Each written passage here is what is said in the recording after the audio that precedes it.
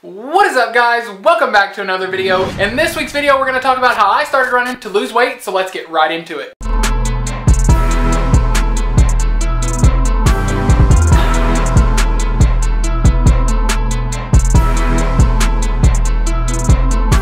In the winter of last year, I was over 303 pounds, and I'm currently sitting at 198 pounds. That is over 100 pounds lost, and most of my weight was lost in this year. It is currently November 29th, and I didn't get serious about my running and fitness journey until about March or April of this year. But I attribute a lot of my weight loss to my running because I got up there, got out there, and got active. And that is going to lead us into tip number one, the first thing I did, and probably the most important thing I ever did and that you can do. So tip number one is just to get up, get out there, and get active. Get off the couch. That is the most important tip in my opinion. That's what I did. I had a problem. I would sit on the couch, play video games, and just eat whatever I wanted, whenever I wanted. That wasn't healthy for me, and it's just honestly not healthy. You can have stuff you want to eat and stuff, but I overdid it. I overate. And I would eat because I was bored. I would eat because I was down about my weight and about myself. And that constantly built up over time, caused me to gain a lot of weight.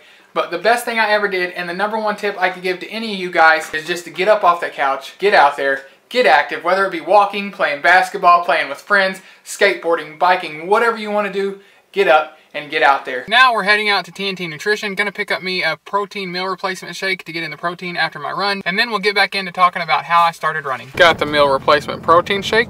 Well, that was good. We just got back from TNT Nutrition. They're a really good meal replacement. I got the Snickers shake today. The whole thing was 250 calories for the whole shake. What I wanted to do with that is usually I eat a protein bar after I work out. I drink my Powerade, eat a protein bar, and that's all I eat until supper time. I wanted to see how long the meal replacement shakes keep me full versus the protein bar, because I know they're going to last a lot longer because you get more volume and that protein shake than you do that protein bar. They never disappoint. I rate that shake a 10 out of 10 from TNT Nutrition. You need to head down there and check them out. I will link their Facebook page in the description down below. Tip number one is going to lead me straight into tip/point number two, which is starting is starting. And what I mean by starting is starting is it doesn't matter how you start or where you start. Because as long as you're moving, getting out there, and getting active, that's the main thing. A lot of people search on the internet and are told you have to start by running, you have to start by doing interval training, you have to start by lifting heavy weights, you have to start by walking brisk walks. You can start however you want. Doing something is better than doing nothing. So now, real quick, I'm going to tell you guys how I started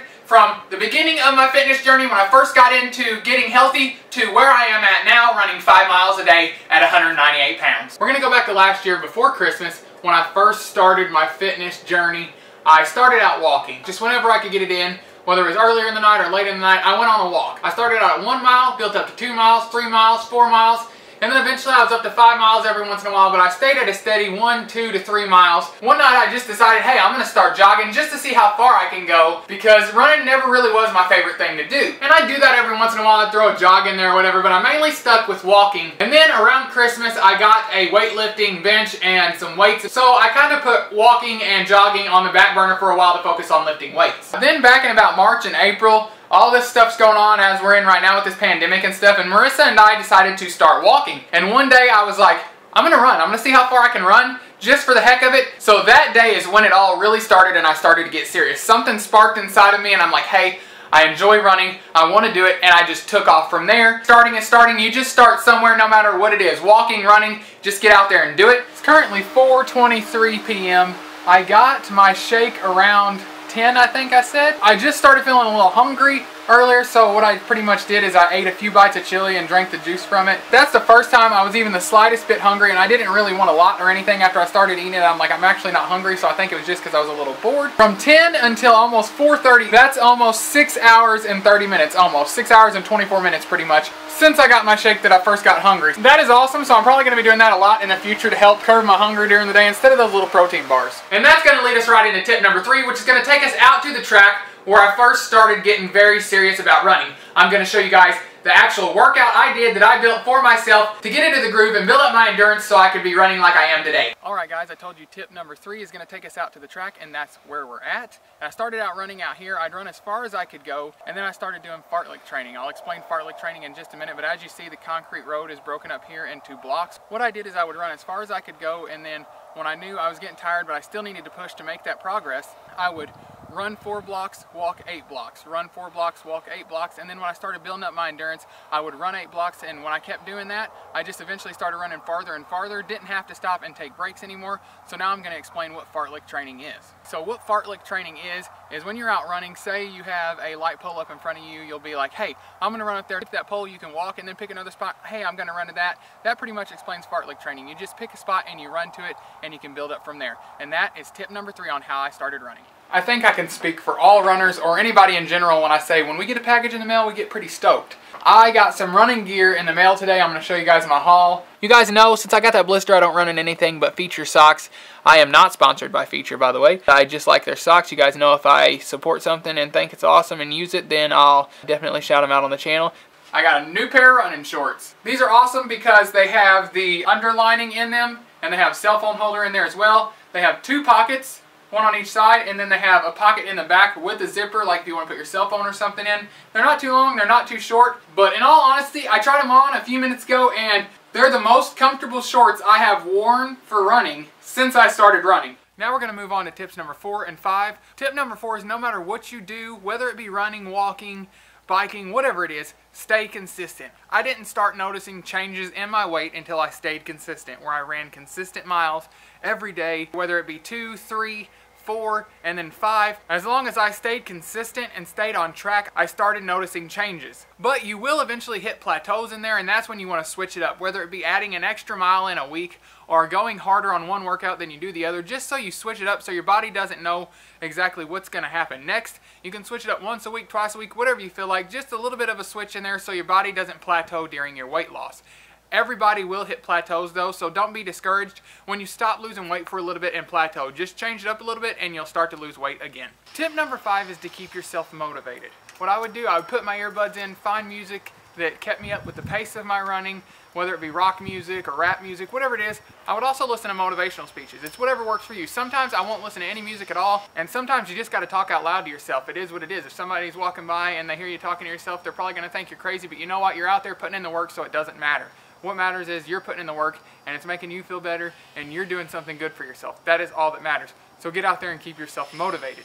So tip number 5 is motivation. We're going to go on to tip number 6 in just a few minutes, but first we're going to do the weekly running recap.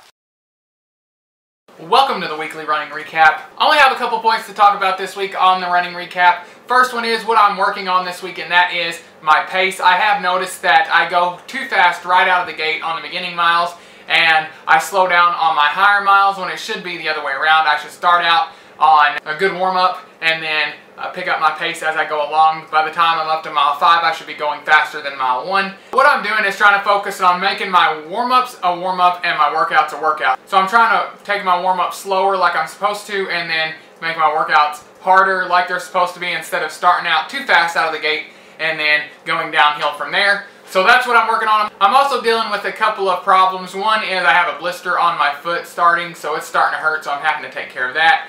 And then I'm also having some ankle pain and my left ankle on the same side that the foot has a blister. And then on the right foot, I'm having some pain on the side of my foot, but we're dealing with it, pushing through. As they say, no pain, no gain, so we're going to get out there and still get it. Got some pretty cool workout footage for you guys. This week we did a mile time trial, so altogether I did a lot better than my half-mile one. So we're going to go over and watch that real quick, and then we're going to get on to tip number 6.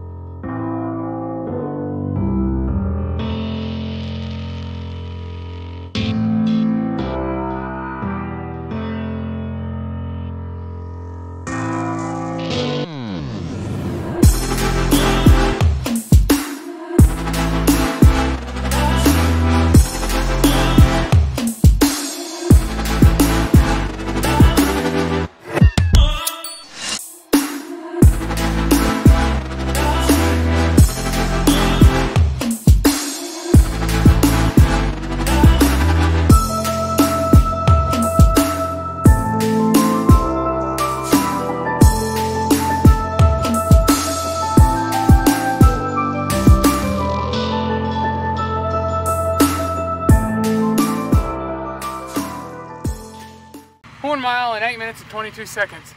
And for the last and final tip, tip number 6, it's a short one, but it is an important one, and that is to block out the haters. Don't care what anybody says, don't care what anybody thinks, just get out there, do you, work hard, push, you'll make progress, and that's what matters the most. And that's going to wrap up on how I started running to lose weight. I hope you guys enjoyed the video, and I hope to help you guys to get on your fitness journey. But we're going to wrap up the video there, guys. If you did enjoy this week's video, please give it a big thumbs up. I really appreciate it, and it helps out a lot. Go down there, hit that subscribe button if you haven't done so already, and invite your friends and family to subscribe as well. Also, while you're down there hitting that subscribe button, hit the notification button. It'll notify you every time I upload a new video. That's the little bell button down there. Just click it and then hit all, and it'll notify you guys. But that button doesn't always work, so just remember I upload a new video every Friday at 2 p.m. Remember to train insane, and we will see you guys next time.